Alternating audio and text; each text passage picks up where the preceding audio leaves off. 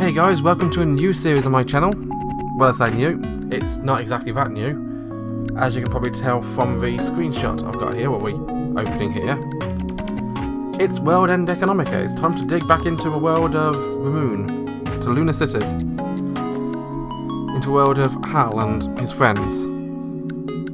In World End Economica, episode 2. Now, one thing I have learned is that apparently this game has a different translator than the original game. And so you might notice some of the names are different. It's going to be a bit jarring at first. Apparently, Seiko Project, when they released this, changed their company they worked with to actually release it. This should be a lot more of a finished product, but it's going to be a bit jarring because of some of the translation choices are different. But let's get into it anyway. We'll see what we mean. If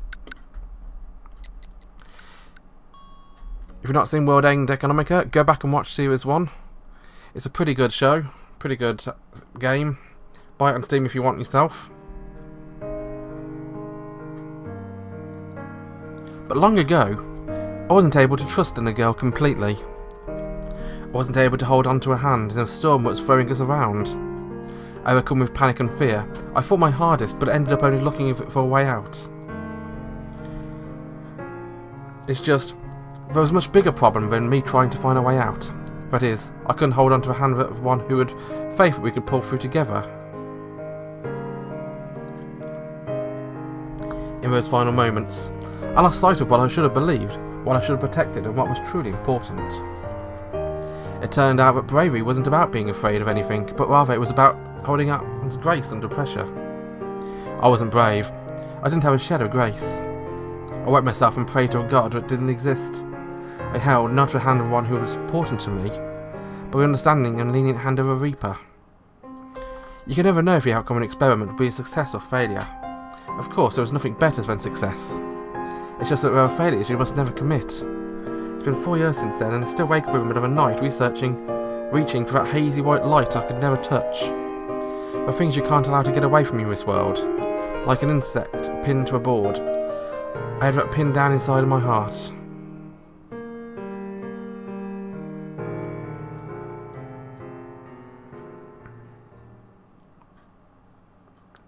There's a site we're familiar with.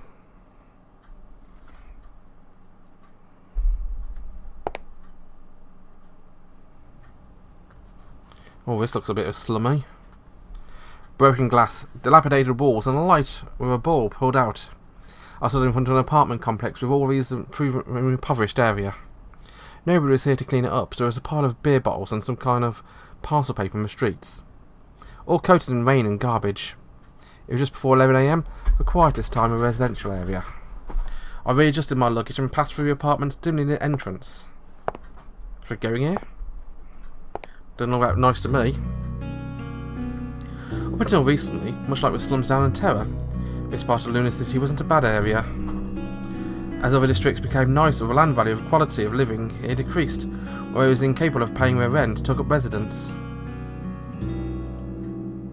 Even if things seemed bleak, eventually a start-eyed someone who would be attracted to a lower property value set out collecting capital to redevelop it.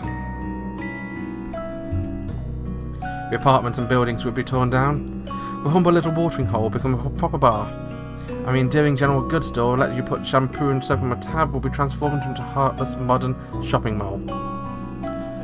All that new spick and span development will have no room for grungy individuals. Those unable to change with the pace of gentrification will go searching for yet another new place to live. This happened whenever a city was established on the lunar surface. It was a cycle mankind had gone through since the first cities were built. Likely the cycle would become shorter. Not far in the future, these people would be kicked out. Thinking about that made me slightly gloomy as I passed through a corridor fashioned out of nothing but limestone blocks. It was even dimmer than the entranceway. I passed an elevator that hadn't worked in months in favour of a stairway next to it, making my way up one step at a time on my crutches. Even electricity, the one abundant resource on the moon, where it said that even breathing cost money, had started to become scarce because of rapid developments. Prices grew with scarcity, but poorest were the first to be unable to afford it. Lunar City even lowered the atmospheric temperature by more than 10 degrees in order to conserve electricity. some morning and night much colder compared to 4 years ago. It's pretty warm around noon, but still a bit nippy if you're blazing around. I took a deep breath and made my way towards my destination, the 4th floor. But before I even reached a dance hall on the 3rd floor, dance hall? I heard energetic voices. From the sounds of it, there was quite a commotion in the room. I felt myself cringe mentally, thinking, well, what can you do? Today was that kind of day. I thought it was wonderful myself.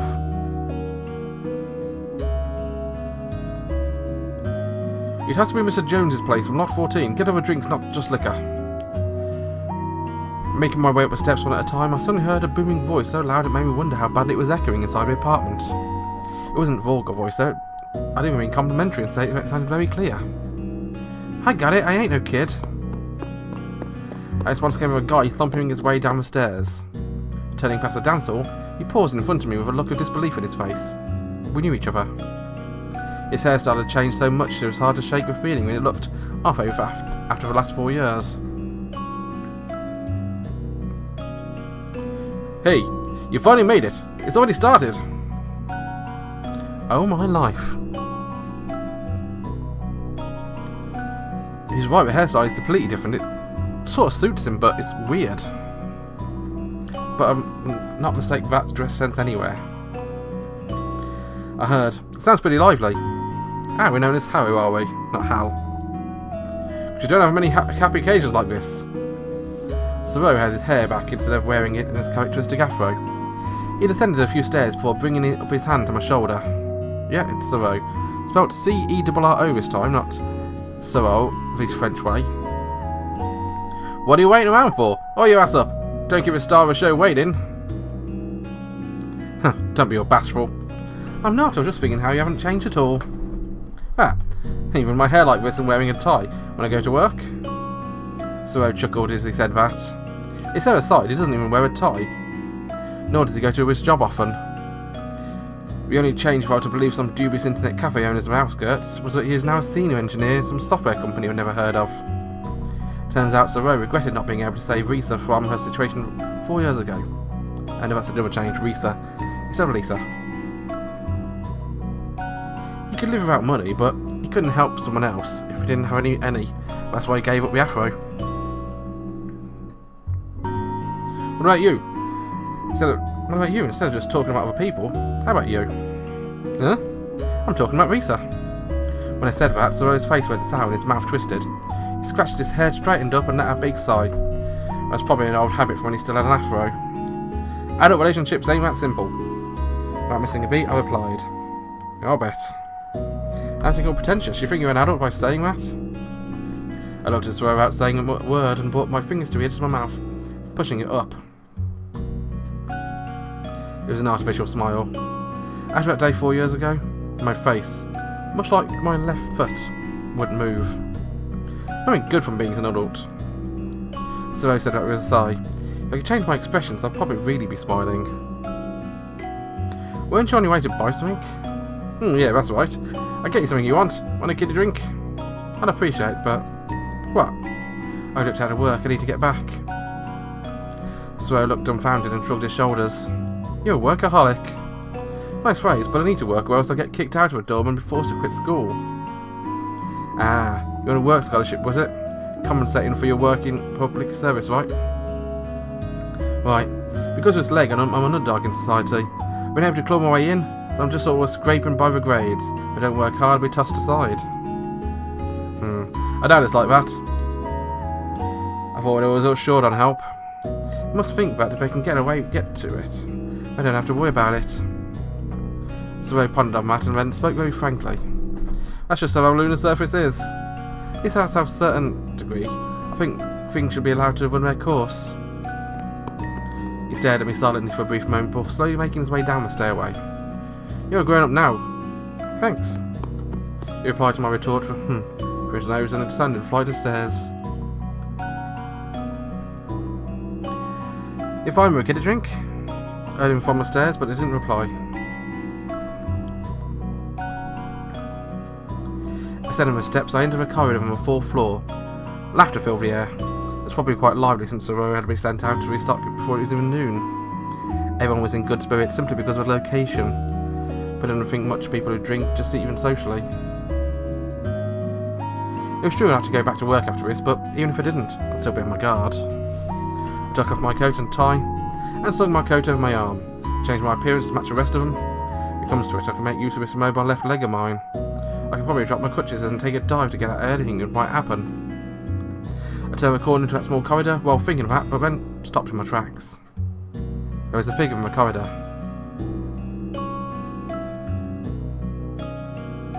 Goodness!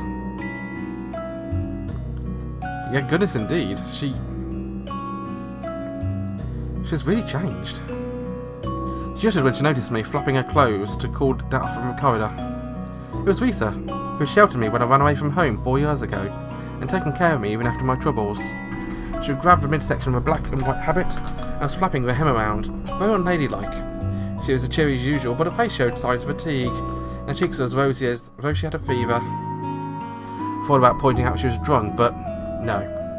Pointing out someone's drunkenness gets one of two reactions: annoyance or delight. Both are troublesome to deal with. It was just rare to see Lisa like this. Usually she was the one showing up showing hospitality. She must have really been happy about today. You're quite late. I was beginning to think you'd forgot. I don't forget. Work's piling up. So I had to pop out of the office to come. Goodness, really? Well, it's okay. Everyone waited. I wonder if they planned on bringing me alcohol. When I said that, Risa gave me a blank stare and she laughed as he hit me on my shoulder. You're so cheeky nowadays. Would you rather I still spoke like a street punk? She went into deep thought for that. 4 years earlier, Risa always reprimanded me over how vulgar and nasty my speech was when something happened. Yeah, I think you were cuter back then. I pushed up the corners of my unmoving mouth to create an artificial smile. She gave me another smile back and laid a hand on my head. But I love the way you are now too. You should be saying that to Saru. She froze after hearing that and her face became sombre. You shouldn't tease adults. Saru said the same thing. She wanted to retort, but she wasn't able to think straight because of the alcohol. She thumbed her head like she was fighting back a headache, and decided to take the high road by saying, anyways, we were put inside, the star's been waiting all this time. That doesn't count as teasing. I'm not teasing, also, since I'm a good big sister as well as a humble servant of God, I can't stand seeing her look so troubled. I couldn't tell if she was being blunter than usual because she was drunk, or just using her drunkenness as excuse. I knew what she really wanted to say and also knew she couldn't be honest. Even still, it didn't make the walk any easier for me. Well, I do realise everyone has their own issues, but today's a celebration, okay? Her smile skillfully expressed a wide range of emotions. It was that understanding, friendly neighbourhood, big sister. I didn't sigh, but just gave a small shrug. So, you at least bought a present, right? It was only with that phrase that a terrified expression came to her face. Of course, I couldn't forget one. She simply pointed far back into a corridor. She nodded as if saying, then you may pass, with an expression like a border agent. Aren't you going? I'm going to call off a bit. More people will probably be coming in the evening, so I need to conserve my energy. Don't overdo it. Goodness. You're not as young as you used to be. I started walking off as if dodging a raised fist of a wide-eyed Risa. Soon I began hearing an endless amount of cheerful laughs and toasts reached as I reached the door. There was a sign hung on the wall with 22nd Block Church written on it. Risa was in charge of a different church 4 years ago. She was kicked out of there and returned to Terra. Was able to come back after jumping from place to place and finally settled down here. I haven't heard the details, but it seemed like she had lots of hardships. Still, it hurts my heart to think about it. She'll never say it herself, but it was entirely my fault and she had to let go of a church and sell off a bookstore, which she was cherished more than anything in the world. Moreover, the Starving celebration was right by my side when I brought about this catastrophe. So I was worrying up until this morning about what sort of a face to present to her at celebration. It was a blessing when my expressions don't change, regardless of my feelings. That and the fact that Risa and Saru were both meddling, pushing me far from behind, saying, get your butt over there.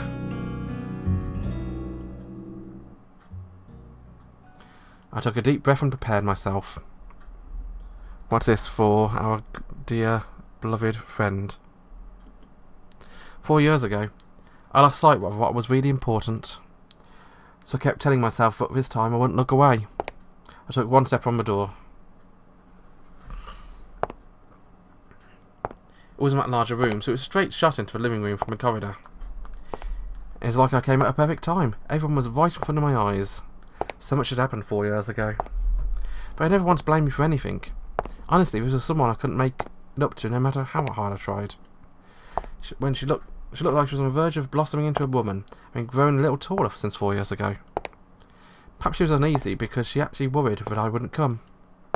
It is ridiculous, though. How could I not come? She let out a laugh like a cry when she realised I wasn't a phantom. So much had happened since that day 4 years ago. I was helped, and albeit not much. I helped her some, but I don't think that reduces my crime. And that's why I'd come here.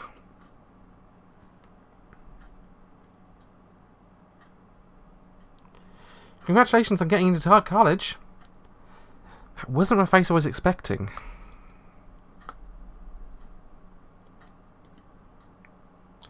I handed my gift over to the shaggy-haired Chris as I said that.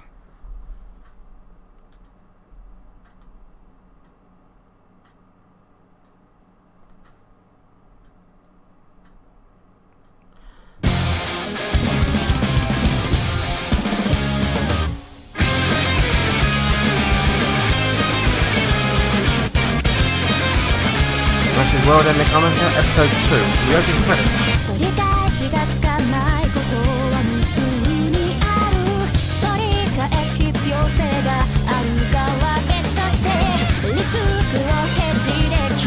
Okay, wasn't expecting to see Kristen.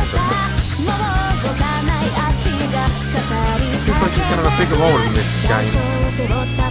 Oh, here you go as well.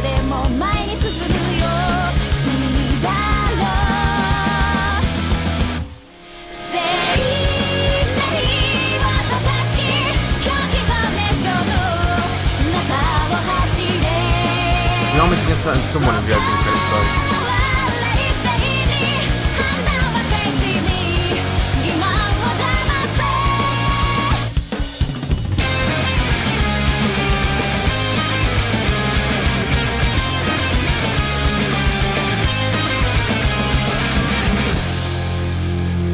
That looks like blonde girls going to be taking the lead in this game. And there is World End Economica, episode 2. And so it begins. Well, it does next episode anyway. Until then, have a wonderful day. Join me again next time. I think this episode is going up on Wednesday. So join me on Sunday for episode 2. Then an episode every Wednesday and Sunday until I finish it. Thanks for watching. Have a wonderful day. Be sure to check out those stuff at the end of the video because there's a link to subscribe to my channel. And link to our videos there as well. I put a lot of work into those bumpers. Definitely worth looking at. Bye bye.